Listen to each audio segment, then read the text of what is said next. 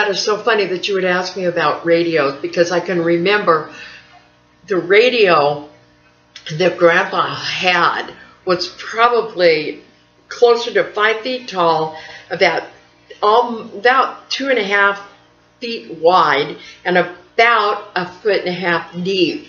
And it was like a piece of furniture. It was so big because they had the tubes and all that. And then your kitchen counter radios were like about 1/3 that big, so they really weren't like kitchen counter radios. They were more like you needed a tea cart for them. But then when the transistors made the scene, then you had these nice small countertop radios that you could, a lot of people would sit them on top of their, what do they call them, Frigidaires back then.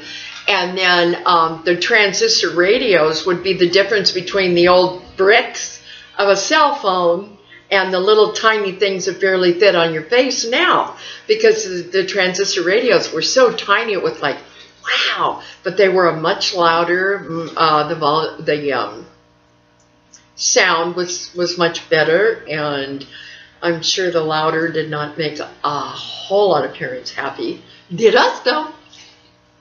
That stands out in my head, other than the fact that we all had radios. There was radios in the house, radios in the car, and sometimes radio outside. You know, we'd take a radio to the beach sometimes to listen to music, and always had radio. If it wasn't for the phonograph albums, we had radio on. We had a lot of experiences. There was always a radio in the house. We were always listening to it. Little antique ones that we had. Transistor radios were around. Basically, most of our lives, we were just listening to radio.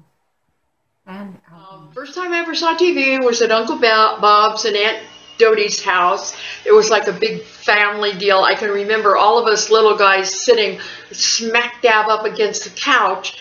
That was cool. That was really, really cool. We watched it at home. It was totally different. It was black and white. The TVs were smaller. There was a limited amount of channels. We had antennas hooked to the TV for reception, like bunny ears.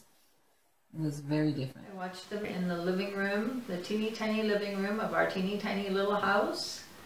I watched them while we were all sitting on the floor. My brother, sister, and I would sit on the floor in front of the TV and watch from there. Either watch our cartoons or watch Ed Sullivan at night, or A Wonderful World of Disney. Loved The Wonderful World of Disney. Anyway. Most of the things that were on TV back then were a lot wholesome. A lot of cartoons, situation comedies, like the Brady Bunch. Everything was just so mellow, nothing risque at all. Okay. Well, when we were little, it was a lot of children's programming like Romper Room, Sheriff John, Captain Kangaroo, Mighty Mouse. Nighttime programming was things like Red Skelton's show, Carol Burnett's show, Ed Sullivan's show, a lot of variety type shows. And they had a few kids shows, Plunker Magic Plunker, Froggy. The time that I ever saw color TV, I thought my heart was going to stop. The air got sucked out of the room. I about fainted. The Wonderful World of Disney, and that was just absolutely incredible. Our parents listened to music all the time. There was music always on in the house. So basically, it was just music we grew up listening to. How do you think? Oh, how did I find the artists? Well, you listen to the radio. Your friends would have records like, who is that? Brand new. Woo! There wasn't a lot of it at first on TV. American Bandstand was the first, like, woohoo, and Lloyd Thaxton Dance Party or whatever it was.